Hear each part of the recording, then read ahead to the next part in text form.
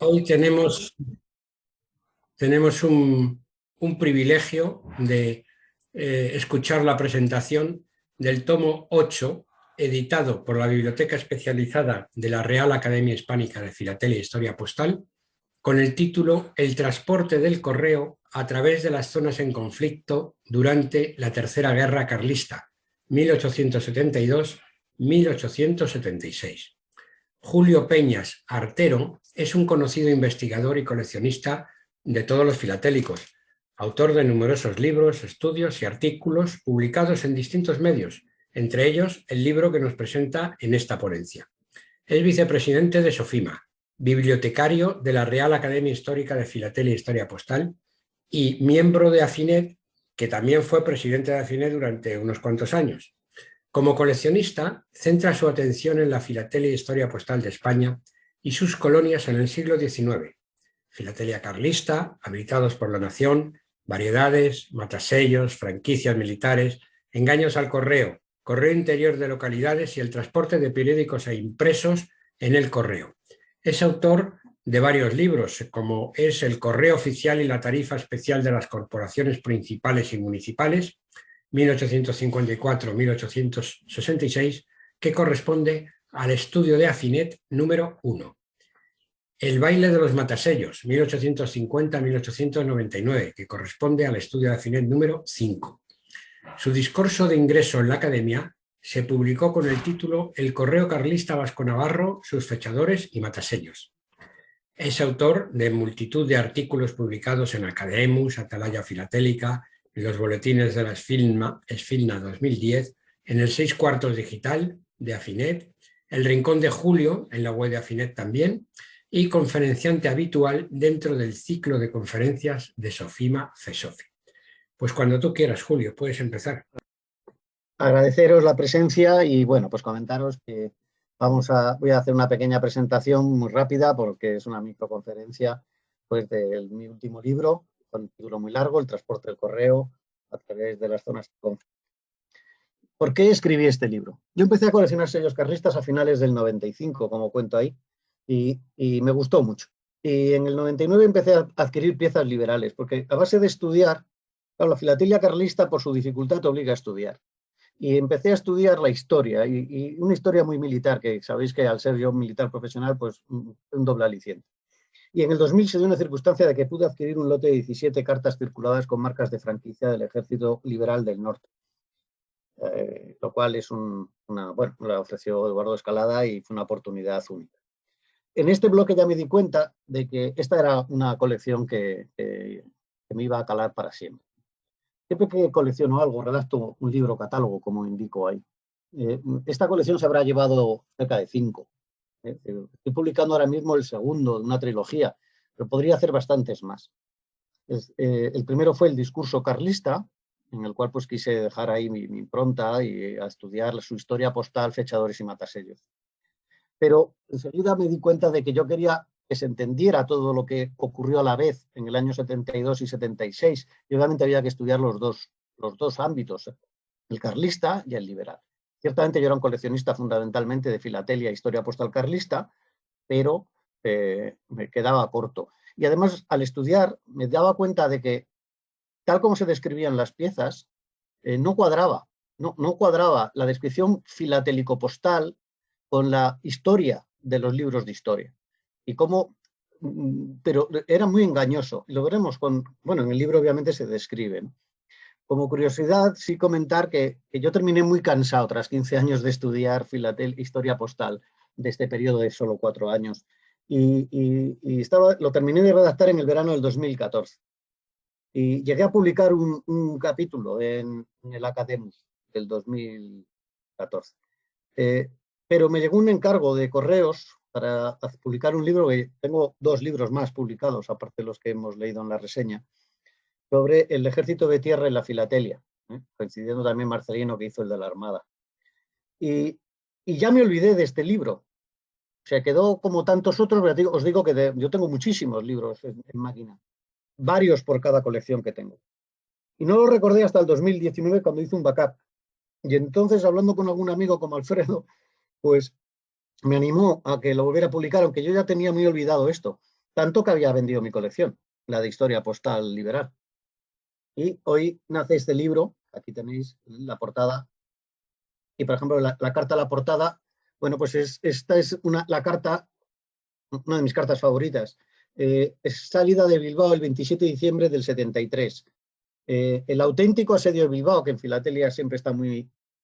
se confunde el por vapor y las marcas de por vapor con el auténtico asedio de Bilbao. En marzo lo que ocurre es que se cortan las vías del tren, pero en Bilbao la vida no estaba muy complicada.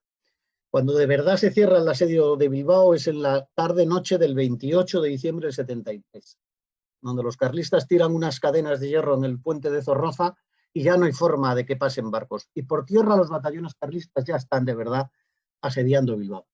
De hecho, entre el 28 de diciembre del 73 y el 2 de mayo del 74, no sale ni entra correo y tampoco personas, prácticamente, aún así porque hay gente que entra con comida, pero se cierra por completo el asedio en esa fecha. Y esta carta es hasta la fecha la única conocida de salida en el barco del día anterior al cierre, del 27 de diciembre.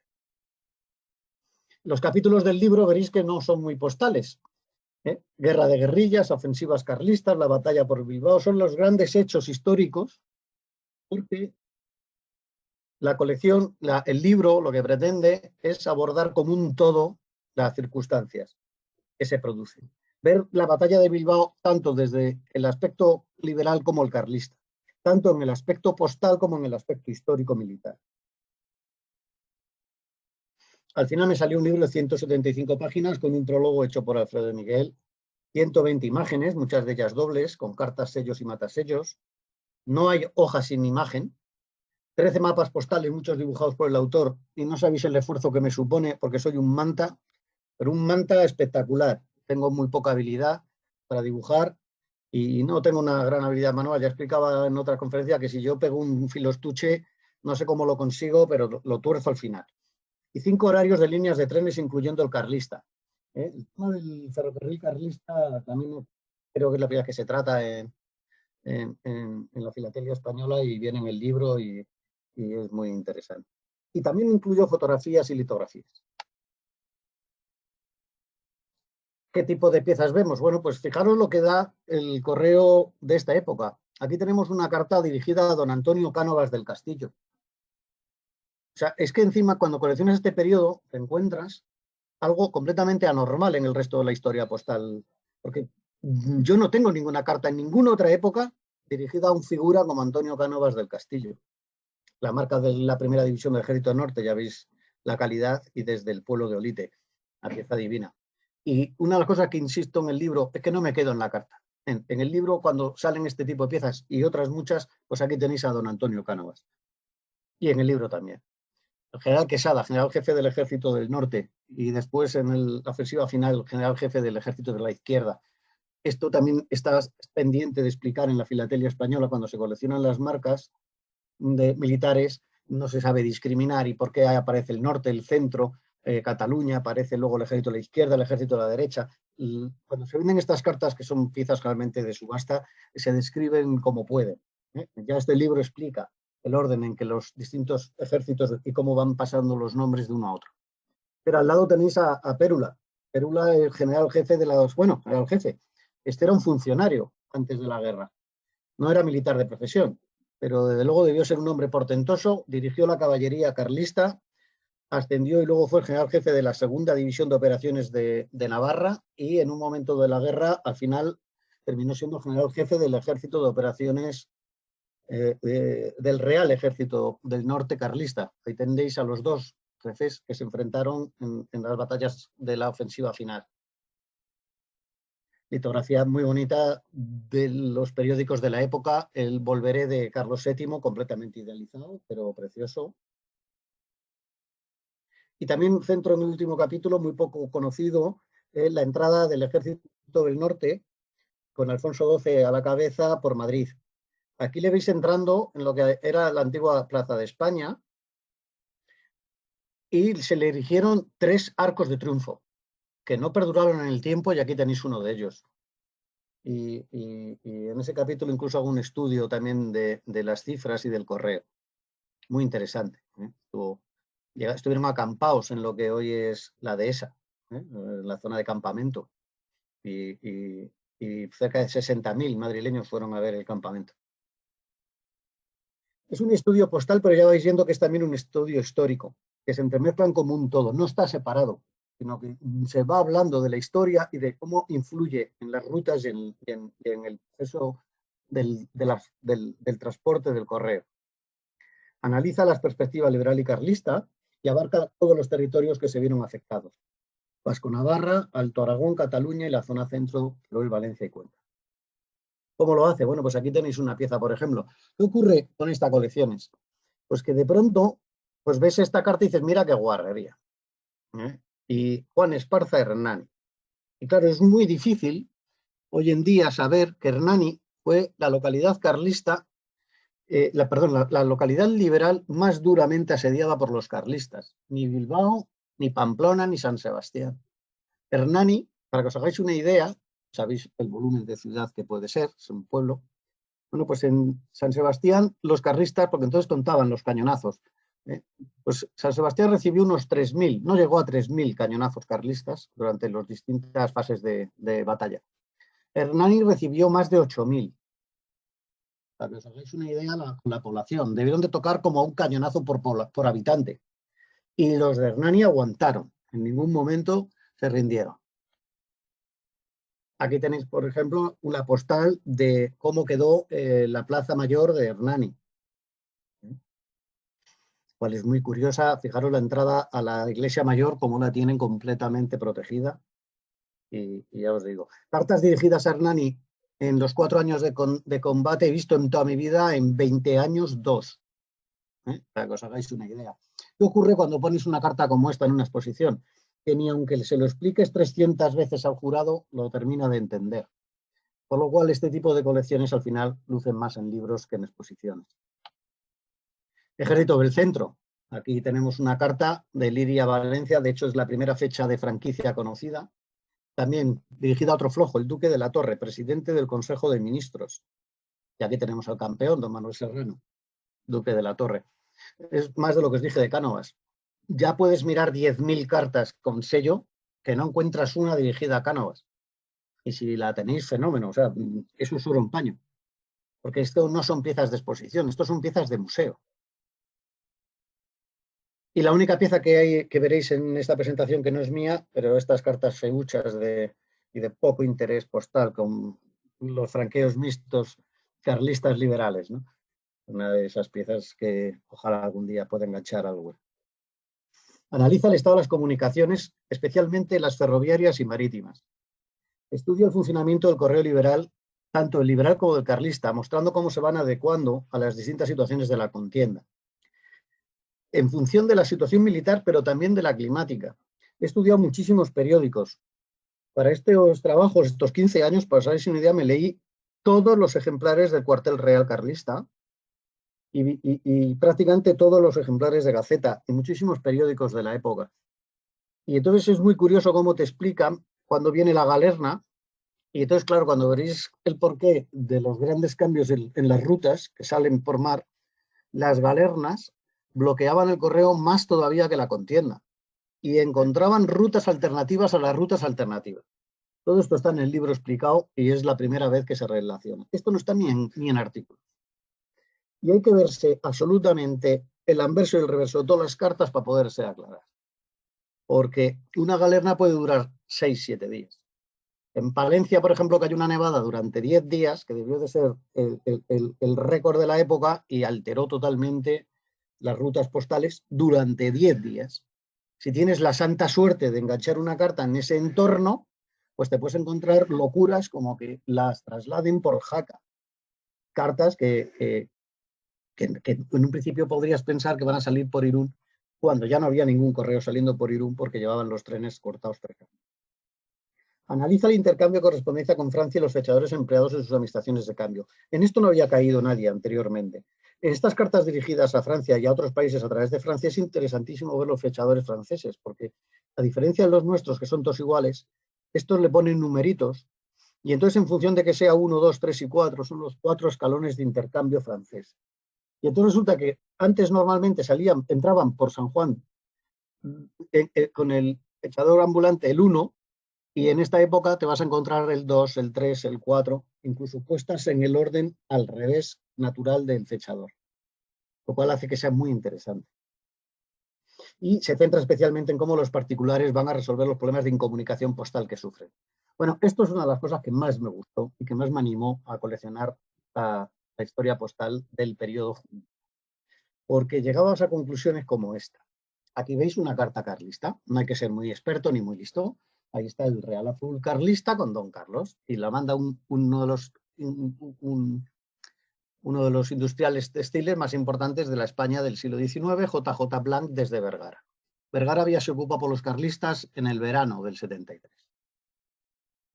Y aquí abajo tenéis otra carta dirigida por JJ Blanc, desde Vergara igualmente. Es de octubre del 73. La de abajo es otra pieza carlista. Lo único es que cuando JJ Blanc quiere mandar una carta a una localidad carlista como Villafranca, pues la franquea con el sello carlista y al correo. Pero cuando quiere hablar con Prudencio Moreno, que es otro de los industriales textiles más importantes del país, entonces coge la carta, la escribe en la misma mesa. Esta discusión la he tenido con varios coleccionistas. ¿Cómo no va a ser? No, esto es correo liberal. No, mira, lo ha escrito el mismo tío en la misma mesa.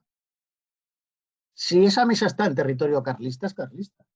Lo que ocurre es que le ha dado la carta a un propio, se ha cruzado de Vergara a Vitoria, se ve abajo a la derecha un poquito borroso, ahí es donde la franquean y la echa al correo y hace Vitoria-Zaragoza.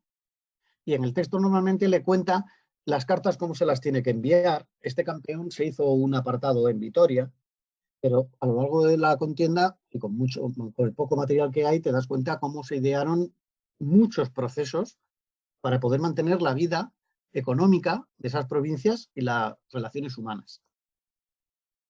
Se da la situación que en otras fases del combate, como por ejemplo en el bloqueo de Pamplona, que es una fase importantísima de la guerra, van a quedar con los mismos problemas los carlistas que viven en localidades carlistas navarras que los liberales que quedan en poblaciones aisladas liberales, y lo resuelven parecido. Aquí tenéis una carta dirigida desde Puente la Reina, está escrita por un carlista, la envía a San Sebastián, pues lo mismo, la lleva mediante un propio a Tafalla y ahí la franquean y la echa al correo, y luego ya por el correo liberal hace San Sebastián. Por los cortes que había del tren, desde Tafalla se tenía que ir hasta Miranda de Ebro, y si iba por la ruta del Aragón, el caso es que es indistinto. Tiene que llegar hasta Madrid, de Madrid va por la línea del norte a Venta-Baños. Para que hagáis una idea de las rutas, de Venta-Baños se va por el ambulante Santander hasta Santander, allí coge un barco y del barco a San Sebastián. Muchísimas cartas de estas tienen los fechadores y están los fechadores en los sentidos contrarios naturales al movimiento. Una carta normal a San Sebastián hubiera cogido, por ejemplo, el ambulante descendente.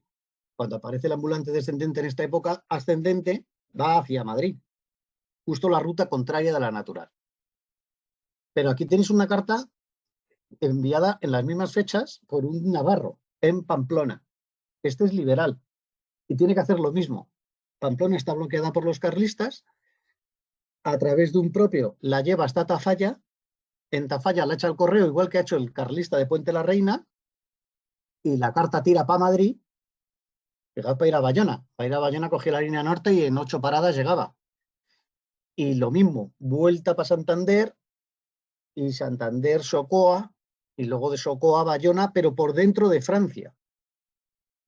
No por Bayona directo desde Irún, sino que desde atrás, con el ambulante descendente, le entra.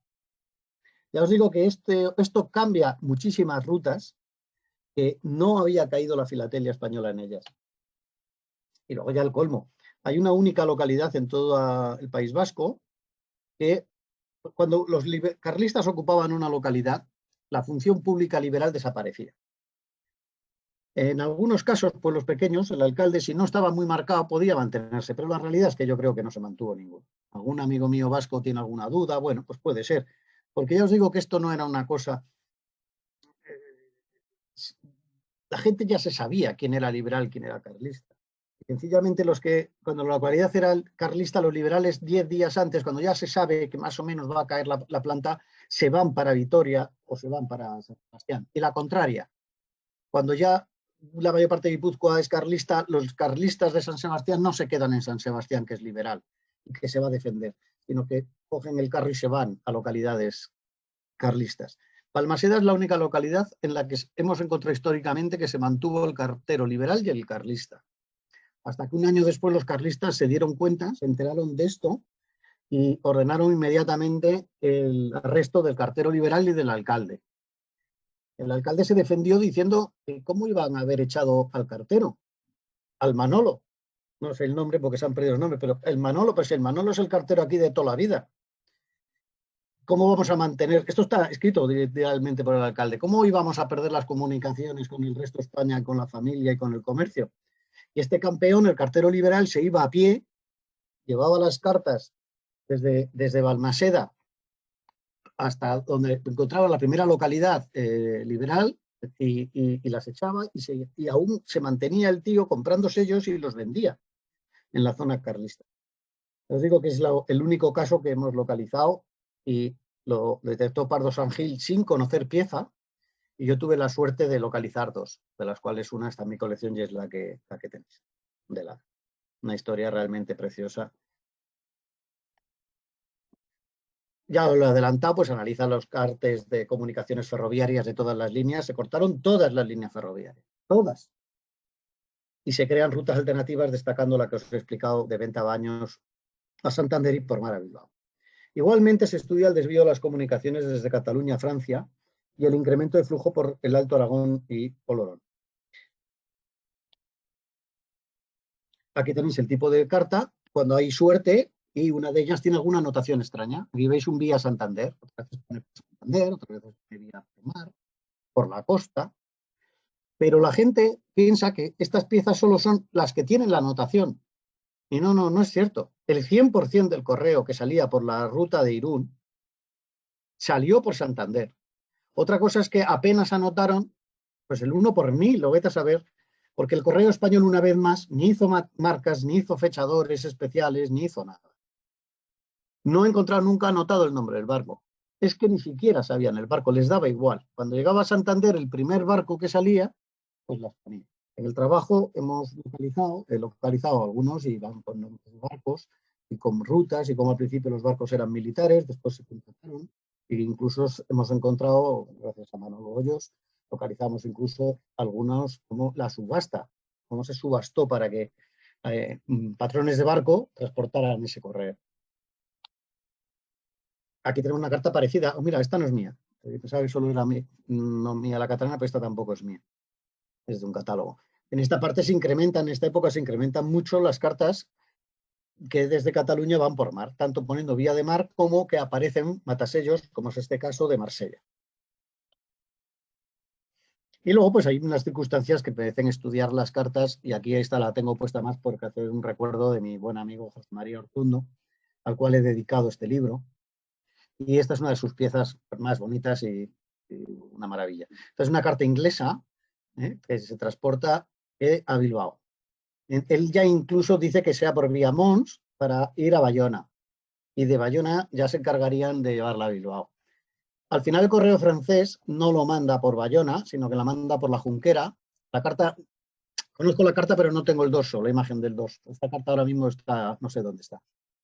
Y entró por la Junquera. Y entonces fue de la Junquera a Madrid, de Madrid a Santander y por vapor a Bilbao, como lo veis ahí anotado abajo a la izquierda.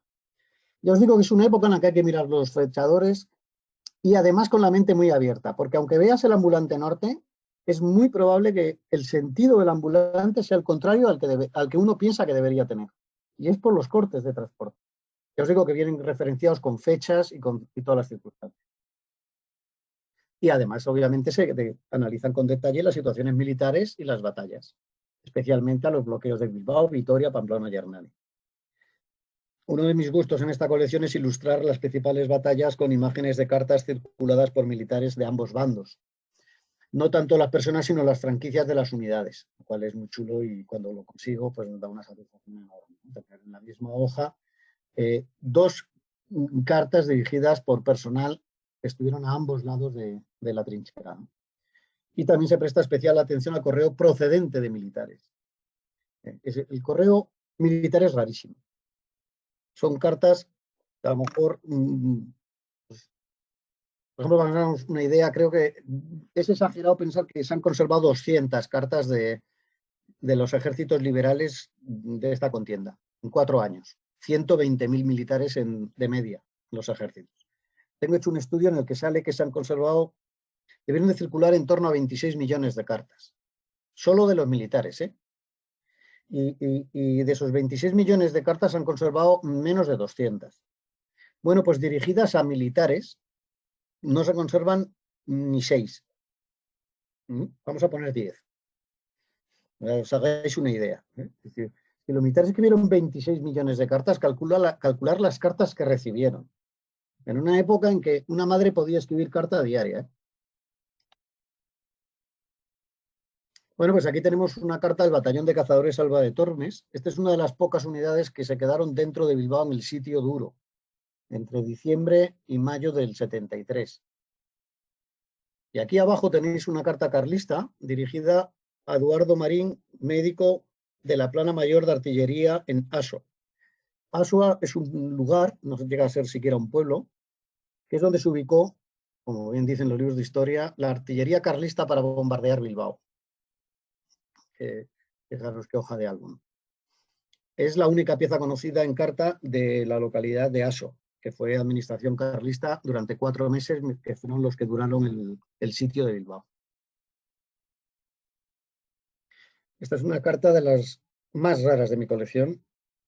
El Ejército de Cataluña, tercera división del Ejército de Cataluña Liberal. Esta es una de mis cartas favoritas, de hecho es la portada del discurso, dirigida a un alférez de la segunda compañía del segundo batallón de Álava. Este batallón participó en las 3 batallas de Somorrostro. A Di Castillo, donde se halle, que es una expresión muy militar. Correo dirigido a soldados. Esta es una de las pocas cartas que se conocen dirigidas desde por la familia a un soldado que estaba en el regimiento Luchana, en primer batallón, cuarta compañía. Aquí abajo, esta es una carta dirigida por una novia, tiene texto, es rarísimo que tengan texto. De hecho, creo que es la única carta que tengo dirigida a un soldado con texto. Del 11 batallón, perdón, del batallón de Navarra, del 11 batallón de Navarra, cuarta compañía, en el Curi o donde se halle. Ya os digo, esta carta está dirigida por su novia. Curiosamente, la señorita franqueó con sello, pero el sello debieron de romperlo porque no sería necesario o ha sufrido en el siglo desde entonces, pero eso no desmerece la pieza, ya os digo. En mi colección, tras 15, 20 años, tengo 4 dirigidas a soldados liberales y carlistas tengo 2.